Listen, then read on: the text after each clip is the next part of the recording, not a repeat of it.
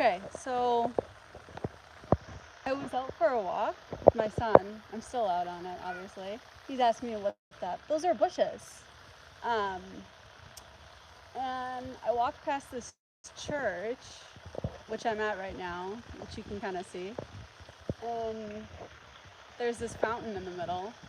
And okay, so this is a Lutheran church. It's clearly very modern. The date on it says 1962. And I'm definitely getting a very 1962 vibe. But I'm going to say something. This may be a little shocking, but I don't hate this church. I don't. Even though it looks nothing like a church, I don't actually think this is appropriate for church architecture, but I don't know. I've been thinking a lot about this lately. If it is necessarily a good thing to just hate everything that's even semi-modern, even if it's in good taste. And obviously, it's not to everyone's taste. A lot of people really hate it. But I think also there's like a spectrum. It's not necessarily super black and white that it's all really awful. And I guess I've been thinking about this too. I know most of my channel is guys, and you guys don't think about, my outfit. Thanks for the compliment. Nice outfit. You guys don't think about what you wear, but there's something to be said about this in terms of the way I like to dress. I don't think I would feel like myself if I put on like some Victorian outfit, or I put on like some prairie dress with like a floral pattern. Even though that's supposedly feminine and traditional, I don't think I would feel like myself. I just don't. And personally, I am not like a hyper-modernist. I'm not a hyper-modernist by any means.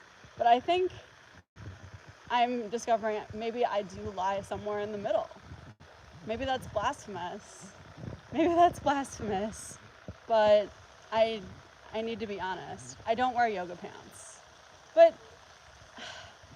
you're salivating over the concrete. I'm actually gonna go keep walking and show you. It looked really good when I walked past it. Like the front was working out. Yeah, my son's right here. I'm pushing him in the stroller. And the neighbors probably think I am nuts right now. The neighbors probably think I'm nuts. Like, what on earth is this girl doing? Why are you whining?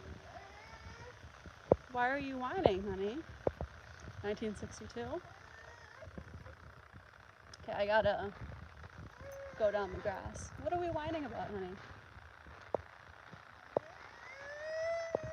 You want to live here? I don't know if I would necessarily want to live here, but I don't know if I... Okay, sorry, my stroller's stuck. Hi. Why are we crying?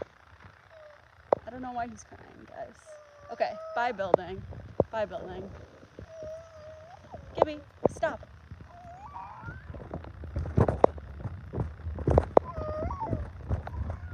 We gotta stop.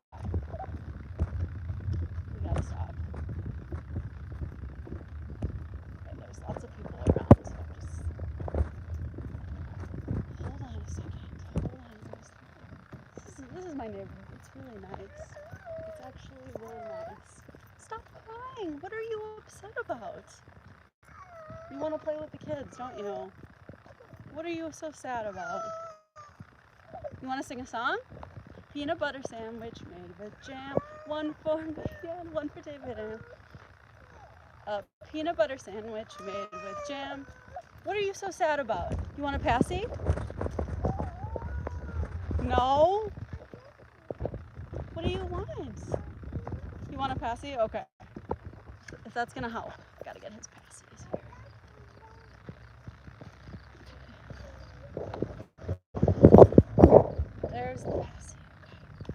He's steered by brutalism. I wouldn't necessarily have called that total brutalism. I think it was somewhere, it was almost like, reminded me of that sort of Frank Lloyd Wright style, Eastern inspired architecture, which I don't like. I would call it transitional. I like that stuff for furniture too, even though I don't have that style of furniture in my house, even though it's really popular, because I was worried that I would hate it, in a couple of years. Even though it's funny, like my antique furniture in my house is totally falling apart. So I have a mix. I'm not, that's kind of what I was trying to say.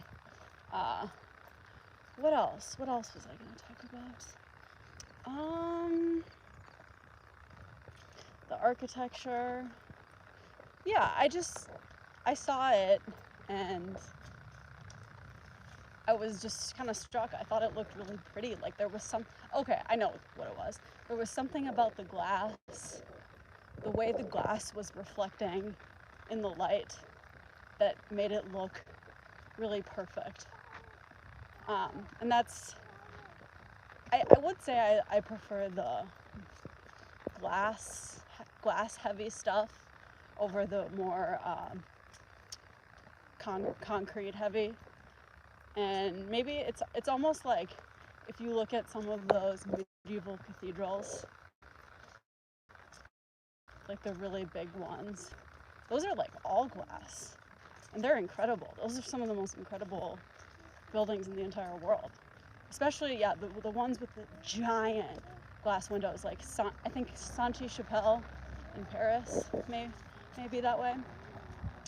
Other thing, I think what sort of got me started thinking more about this was there was some people, I can't remember if I read this like on a Reddit, I don't know, I saw some comment somewhere and these people were basically explaining why they don't like old buildings. And they said it was because, I look like I'm talking to myself, but I'm not. Yeah, they explained why they didn't like old buildings, and they said that it felt poor, or like it was crumbling and falling apart. The stuff was crumbling and falling apart. And when you have like these new slick glass buildings with clean lines, and they're just generally very clean, it makes you feel, I don't want to say rich. Maybe it makes people feel more ordered. And once again, I think there's a fine line, because I live in a really old house, but we've done a fair amount of work to it. It's been kept up decently well. It's not perfect.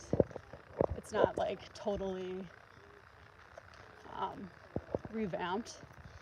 But I was at my friend's house. She lives in an even older house, and the floors were like so wonky. The floors were so wonky. And it was just, I don't think I would want to live there. It was one of those houses where it's so old and kind of crumbling and imperfect that it feels like it's falling apart, or it'll never be clean. Like you could scrub it from top to bottom and it still wouldn't look clean. It still wouldn't look clean. So I think that's maybe what people like. And also I think I have been on this kind of futurist kick, like more archaeo-futurism. But I guess everyone's always saying like we need to, and I agree with this to some extent. Maybe it does take over. Maybe I'm just making excuses for my own excessive phone use. But I think, technology is a tool. It's not inherently evil. We can use it for good things or bad things. It doesn't have to just be a distraction. It can be a learning tool. It's actually, if you wanted to read every book on the planet or something, you could do that. And that's kind of incredible. I think the bigger problem is it maybe destroys our attention spans. And I don't like that, and I think I do have a problem with that. But with discipline, it is just a tool. And people said a lot of people probably even said the same thing about newspapers, you know, when that was first kind of a big deal. And they were very distracting.